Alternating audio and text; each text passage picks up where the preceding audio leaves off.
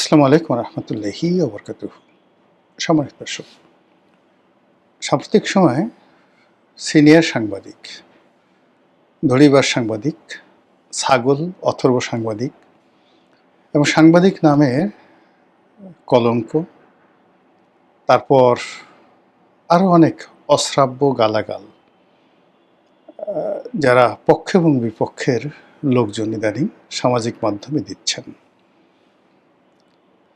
রাষ্ট্রের জন্য, দেশের জন্য এই মুহূর্তে বিষয়টি অত্যন্ত সেন্সিটিভ। আর একটা পেশার জন্য ভীষণ রকম অবমাননাকর। মূলত যে আমাদের দেশে সাংবাদিকতা, এটা যে ফাউন্ডেশন, সেই ফাউন্ডেশনের একটা গৌরবময় ঐতিহ্য। সে ঐতিহ্য ভারতের চেয়ে কোনো অংশে কম নয়। আপনি যদি 50-এর দশক ধরেন, 60-এর দশক ধরেন, বঙ্গবন্ধু জমানার 70-এর দশক ধরেন, এমনকি এরশাদ জমানা ধরেন, এরশাদ জমানা পর্যন্ত 80-র দশক পর্যন্ত বাংলাদেশের সংবাদপত্র জগতের যে গ্লোরিয়াসনেস, মালিক, সম্পাদক, সাংবাদিক,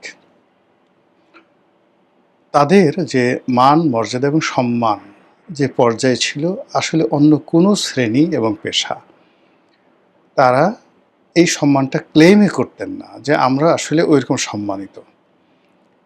একটি পত্রিকাতে সাধারণত জুনিয়র স্টাফ রিপোর্টার হিসেবে কেউ ঢুকতেন, জুনিয়র সাব এডিটর হিসেবে ঢুকতেন, যেগুলোকে অ্যাপ্রেন্টিস বা শিক্ষানবিশ স্টাফ রিপোর্টার বা সাব এডিটর বলা হয়। মানে যারা অফিসে বসে বসে এই নিউজগুলো, বিদেশি যে রয়টার্স, তারপর বাংলাদেশ সংবাদ সংস্থা ইউএনবি, সেখান থেকে যে নিউজগুলো আসতো এগুলো অনুবাদ করতেন। ইংরেজি খুব ভালো জানতে হতো। বাংলা পত্রিকায় যারা চাকরি করতেন এই এডিটোরিয়াল সেকশনে, তারাও খুব ভালো ইংরেজি জানতেন, একই সঙ্গে বাংলা জানতেন। আর যারা রিপোর্টিং করতেন, তো সেই রিপোর্টারদের মধ্যে অনুসন্ধিৎস ক্ষমতা, ইনভেন্টরি পাওয়ার এবং সহজে যে কোনো ক্ষমতাকে প্রশ্ন করা এবং যার তার কাছে মাথা না নোয়ানোর যে একটা অদম্য যে স্পৃহা, আগ্রহ, এই দুটো যোগ্যতা আমি যে সময়টাতে সংবাদপত্রে ছিলাম তখন আমি দেখেছি। প্রায় ভালো ভালো সব পত্রিকাগুলোতে বিশাল লাইব্রেরি ছিল। সেই লাইব্রেরিতে সবাই বাংলা এবং ইংরেজি মানে নিখুঁতভাবে পড়তেন। ইতিহাস, শিল্প, সাহিত্য, সংস্কৃতি নিয়ে ভীষণ রকম আলোচনা হতো। সাংবাদিকদের বেতনও খারাপ ছিল না, ভালো ছিল। ধরুন তৃতীয় ওয়েজ বোর্ড অনুযায়ী যারা বেতন পেতেন, সাব এডিটর রূপে বা সিনিয়র সাব এডিটর রূপে, staff reporter, senior staff reporter রূপে, এই দুটোই মূলত post, staff reporter, senior staff reporter. এরপর এদের মধ্যে থেকে কেউ শিফট ইনচার্জ হতেন, কেউ নিউজ এডিটর হতেন। ইত্তেফাকে এই নিয়মটা খুব, মানে ইত্তেফাকে আসলে সিনিয়র রিপোর্টার এবং সিনিয়র সাব এডিটর এই দুটোই ছিল মূলত পোস্ট। এখান থেকেই যেমন দেখা গেল যে কেউ শিফট ইনচার্জ হতেন, কিন্তু তার বেতনটা ছিল সিনিয়র সাব এডিটর রূপে, বা কেউ নিউজ এডিটর হতেন। তো নিউজ এডিটর হতেন কিন্তু তার ছিল সিনিয়র সাব এডিটর রূপে। আবার সিনিয়র স্টাফ রিপোর্টার যারা ছিলেন এরাই চিফ রিপোর্টার হতেন। এই পর্যন্তই ছিল। আর সম্পাদক সাধারণত বেশিরভাগ ক্ষেত্রেই মালিকরা হতেন আগের জমানাতে। পরবর্তীতে সেটা এরশাদ জামানা, যেমন সানাউল্লাহ নুরি সাহেব আছেন, ওনাদেরকে আসলে পেইড বলা হতো। কিন্তু এর আগে যেমন তোফাজ্জল হোসেন মানিক মিয়া কিংবা আজাদের মৌলানা আকরাম খান, তারা সবাই পত্রিকার মালিক এবং সম্পাদক ছিলেন। এদের কথা আলাদা, মানে এটা এই যুগে কল্পনাই করা যায় না। তো এর বাইরে যেটা ছিল সেটা হলো সম্পাদনা, মানে সম্পাদকীয় বিভাগ ছিল, যেটা যারা পোস্ট এডিটোরিয়াল লিখতেন, বাইরের লোকদের লেখা নেওয়া হতো না। ওনারা সবাই সহকারী সম্পাদক রূপে নিয়োজিত ছিলেন। যেমন রাহাত খানের মতো মানুষ সহকারী সম্পাদক ছিলেন, নির্মল সেন সহকারী সম্পাদক ছিলেন, তারপর সেই সন্তোষ গুপ্ত সহকারী সম্পাদক ছিলেন। ইংরেজি পত্রিকাগুলোতে ওই সময়টাতে, মূলত আমি যে সময়টাতে চাকরি করতাম সেই সময়টাতে ইংরেজি পত্রিকা বলতে অবজারভারকেই আমরা মনে করতাম যে এটা একটা পত্রিকা। এর মধ্যে নিউ নেশন ছিল, কিন্তু নিউ নেশন ঠিক ওরকম অতটা জনপ্রিয় ছিল না। অবজারভারের পরে ডেইলি স্টার আসে, কিন্তু ডেইলি স্টার মানে অবজারভারের পতন না হওয়া পর্যন্ত ডেইলি স্টার আসলে ডেইলি স্টারের জায়গায় আসতে পারেনি। তো এনিওয়ে, যেটা হলো ডেইলি স্টারে কিছুদিন কাজ করার সুযোগ হয়েছে, অবজারভারে কিছুদিন কাজ করার সুযোগ হয়েছে। এই জিনিসগুলো ৮০ দশক পর্যন্ত দেখেছি, এবং তখন একজন sub editor, senior sub editor দরকার নেই, বা একজন স্টাফ রিপোর্টার সরাসরি প্রেসিডেন্টের সঙ্গে তারা উইদাউট অ্যাপয়েন্টমেন্টে গিয়ে দেখা করতে পারতেন, এবং তারা প্রেস ক্লাবে আসতেন, আলাপ আলোচনা হতো। মানে এটা একটা অসাধারণ, ধরুন চিত্রবাংলা কিংবা বিচিত্রা, চিত্রালী, এ সকল সিনেমার মানে এই সকল পত্রিকার যারা স্টাফ রিপোর্টার বা ধরুন সিনিয়র স্টাফ রিপোর্টার, তারা যদি ৮০ দশকে নায়ক রাজ্জাককে একটা ছোট্ট সিরিকুইডে খবর পাঠাতেন, আপনার একটা সাক্ষাৎকার নিতে হবে, তাহলে রাজ্জাক সাহেব এসে ওই পত্রিকার অফিসে উপস্থিত হতেন। এই ছিল পত্রিকার মান। এখন এ কারণ হলো কি, এই সাংবাদিকতার পেশাটা নিয়ে ৮০ দশকে বলতে গেলে আগে সবসময়ই শাসক গ্রুপ ভীষণ রকম উদ্বিগ্ন ছিলেন, উৎকণ্ঠিত ছিলেন, এবং এদেরকে কেনা যেত না, ভীষণ রকম কেনা যেত না। আপনি একজন চিন্তা করেন, একজন নির্মল সেন, একজন গিয়াস কামাল চৌধুরী, একজন আতাউস সামাদ, যারা স্টার হয়ে গিয়েছিলেন। তো মানে এর বাইরে অন্তত ১ ডজন ২ ডজন সাংবাদিক ছিলেন যাদেরকে সেই জমের মতো শাসকরা ভয় পেত। ঠিক সেই সময় এরশাদ জমানা তার শেষের দিকে সাংবাদিক কেনার একটা প্রকল্প চালু হয়ে যায়। তিনি ইত্তেফাকে ২-৩ জন সাংবাদিককে হাত করে ফেলেন। কিছু ব্যবসায়ীরা অনেক টাকা পয়সা দিয়ে মানে কয়েকজন সাংবাদিককে হাত করে ফেলেন। আমি নাম বলে কাউকে ছোট করব না। তাদের মাধ্যমে কলাম লিখানো কিংবা তাদের মাধ্যমে বই লিখানো, রাষ্ট্রপতি দরবারে বা কোনো ব্যবসায়িক গ্রুপ বা কোনো ধড়িবাজ, মানে যাকে বলা হয় গ্রুপ অফ ইন্ডাস্ট্রিজ, তারা এরকম ৮০ দশকের, ধরুন এটা ৮৭-৮৮ দিক থেকেই অপকর্মগুলো শুরু হয়। ৯১ থেকে শুরু হয় দলবাজি, মানে সিরিয়াসলি দলবাজি ৯১ সঙ্গে শুরু হয়, এবং সেটা হতে হতে হতে হতে ২০০০ সেই ২৪ সনে এসে এখানে এই সাংবাদিকতার নামে দুর্গন্ধময়, অতি দুর্গন্ধময়, আবর্জনাময় একটা শ্রেণী তৈরি হলো, যারা সেই নারী ব্যবসা, মানে এমন কোনো মানে অপকর্ম নেই, মদ, নারী, জুয়া থেকে শুরু করে বিশেষ করে ইলেকট্রনিক প্রিন্ট মিডিয়ার সাথে যুক্ত হওয়ার কারণে আপনি মাফিয়া বলতে যা কিছু বোঝায়, ১০টা মাফিয়া একত্র করলে এই সাংবাদিক নামক যে পেশাটা, সেই পেশার মধ্যে এরকম অনেককে খুঁজে পাবেন। তো এই যে একটা খারাপ অবস্থা, সেই খারাপ অবস্থার মধ্যে যেটি হলো, সাংবাদিকদের মান কমলো, সম্মান চলে গেল, লেখাপড়া গোল্লায় গেল, আর গর্ব করার মতো এদের মধ্যে কিছুই রইল না। এরই মধ্যে ইউনূস জমানা এলো। ইউনূস জমানা হওয়ার পরে কী হলো, একটা শ্রেণী, এই খারাপ যে শ্রেণীটা, তার একটা বিরাট অংশ পালিয়ে গেল, আর একটা অংশ মুহূর্তের মধ্যে ভুল পাল্টিয়ে নতুন রাজনৈতিক বন্দোবস্তের মধ্যে তারা যুক্ত হলো।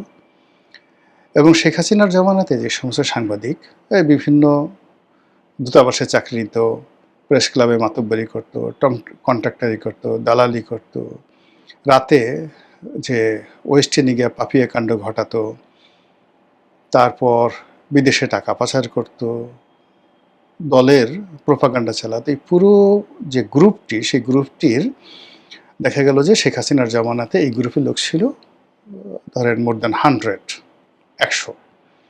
এটা নেমে এলো ২৫ জনে। এরা নেমে এলো ২৫ জনে ইউনূস জমানাতে, এবং ২৫ জন যারা শেখ হাসিনার জমানাতে তারা খারাপ ছিল, খারাপ থাকার পর তাদের বুদ্ধি ছিল, পোশাক ছিল, চেহারা ছিল, সুর ছিল, বংশ ছিল, প্রত্যেকটা জায়গাতে যে লেভেলটা ছিল, সেই লেভেলটা মানে ইউনূস জমানাতে এসে যারা এই সুবিধা গ্রহণ করলো, তাদের লেভেলটা আগেরগুলো যদি মাথার ক্যাপ আপনি বলতেন যে খারাপ, কিন্তু তাদেরকে মাথায় টুপি হিসেবে পরা যায়, এগুলোকে আপনি জুতা হিসেবে ব্যবহার করতে পারবেন, এরকম জাস্ট জুতা হিসেবে ব্যবহার করতে পারেন, এই ধরনের কোয়ালিটির লোকগুলো এসে হাউ মাউ কাউ করে খাওয়া শুরু করলো। আচ্ছা, এগুলো খেয়ে দিয়ে আবার এই গ্রুপও প্রায় আউট, অর্ধেকের মতো আউট, বাকি অর্ধেক এখনও বিভিন্ন জায়গাতে লুটপাট করছে। এই যে যখন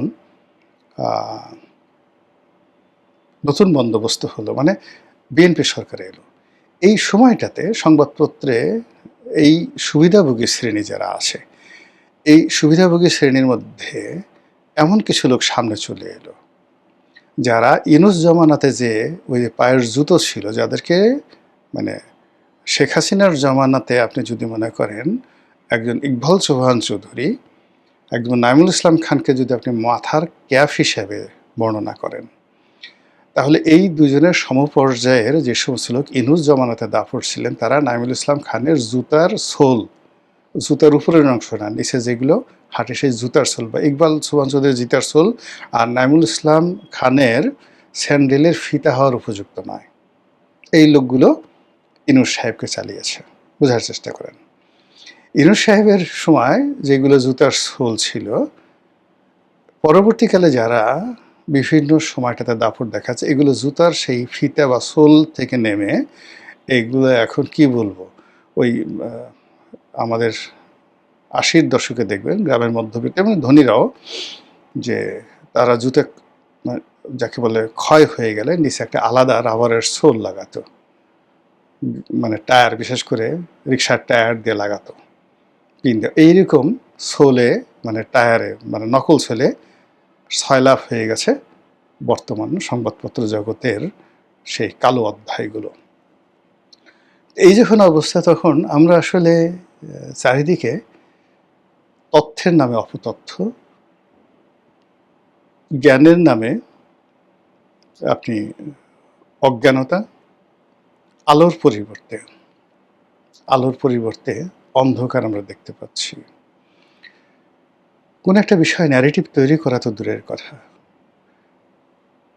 উল্টো সামাজিক মাধ্যমে যে গল্প গুজব হচ্ছে, সেই গুজবের যে ভিত্তি, সেই ভিত্তির দ্বারাই রাষ্ট্র, সরকার, দেশের জনগণ নিষ্পেষিত হচ্ছে।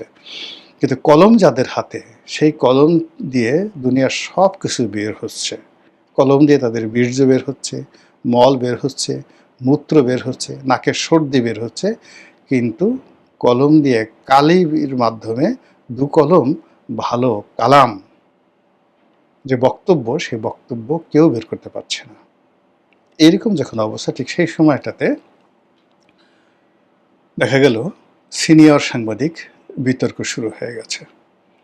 গত ২টি বছরে আপনি চান বা না চান, সাংবাদিকদের মধ্যে অল্প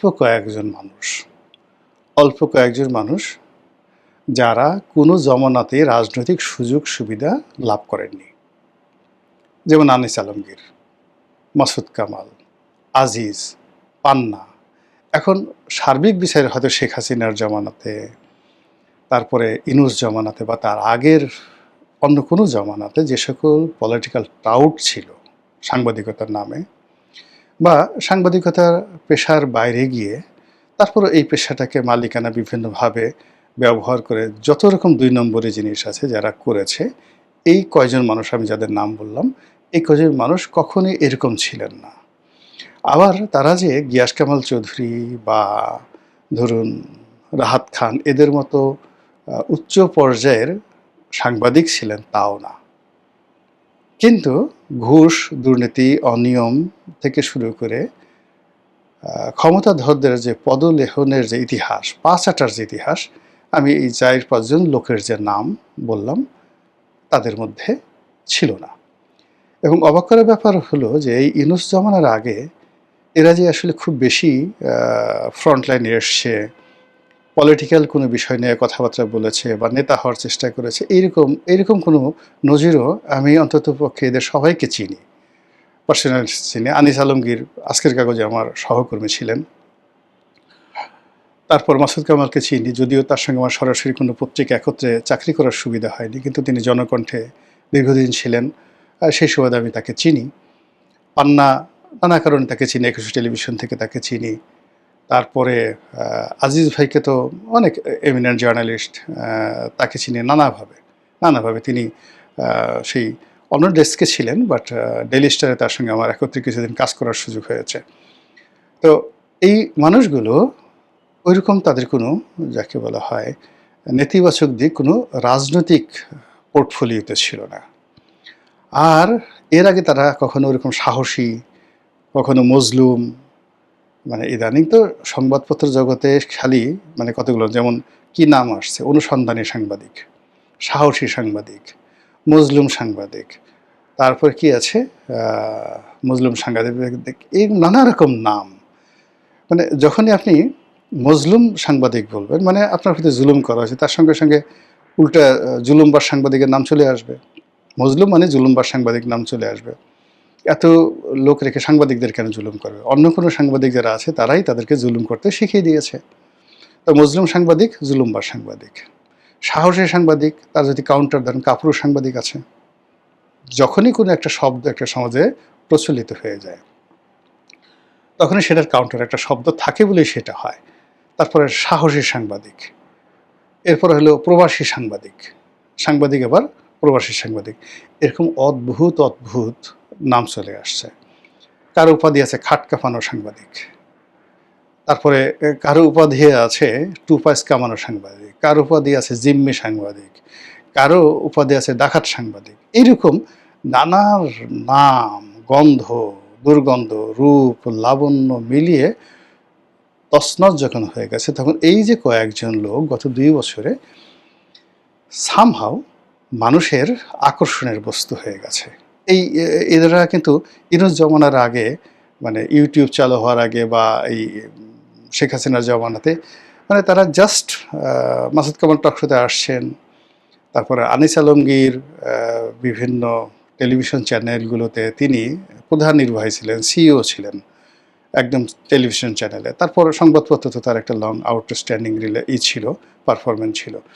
কিন্তু ওভাবে পাবলিক ওরিয়েন্টেড, এখন যেভাবে তাদের একটা ফেস পাবলিক ফেস হয়ে গেছে, এটা তারা কখনোই ছিল না, এবং ওই চেষ্টাও তাদের ছিল না কখনো। আজিজ ভাইয়ের একই অবস্থা। কিন্তু গত 2 বছরে সামহাও দে বিকাম হিরো। লোকজন তাদের কথা শুনছে, তারা চাকরি করুক বা না করুক, তাদেরকে মানুষ সাংবাদিক হিসেবে ভাবছে, অন্য কাউকে সাংবাদিক ভাবছে না, অন্য সবাইকে ওই যে জুতার তলা ভাবছে, জুতার শুকতলা ভাবছে, কাউকে হয়তো জুতার নিচে ওই যে টায়ারের যে সোল, সেই সোল ভাবছে, কিন্তু এদেরকে সাংবাদিক ভাবছে।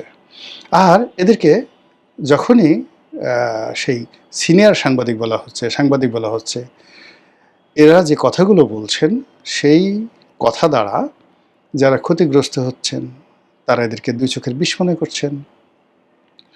এরপর অনেকে মনে করছেন, আরে এদেরকে সবাই সিনিয়র সাংবাদিক বলছে, আমাকে কেন বলছে না? এদের ব্যাপারে মানুষ যতটা আগ্রহী, টেলিভিশন চ্যানেলগুলো আগ্রহী, এরা যে কোনো একটা জায়গাতে গেলে মানুষ অটোগ্রাফের জন্য আসে, তারপরে মানুষ তাদের পাশে এসে ছবি তুলে, ফেসবুক, ইন্টারনেটে এদের সাথে, মানে এদেরকে দাওয়াত করে খাওয়ায়, এদের সাথে ছবি তুলে দেয়। তো এইগুলো দেখে দেখে বহু মানুষের মানে রীতিমতো সারা শরীরে একটা রীতিমতো চুলকানি শুরু হয়ে গেছে। তাদেরও ইচ্ছে হয় যে না, আমরা আর এই জুতার তলা থাকবো না, আমাদেরকেও ভালো কিছু একটা হতে হবে। কিন্তু সেটা হওয়ার জন্য যে ধরনের কথা দরকার, কাজ দরকার, কর্ম দরকার, সেই জিনিসগুলো করা তো আসলে রাতারাতি সম্ভব নয়।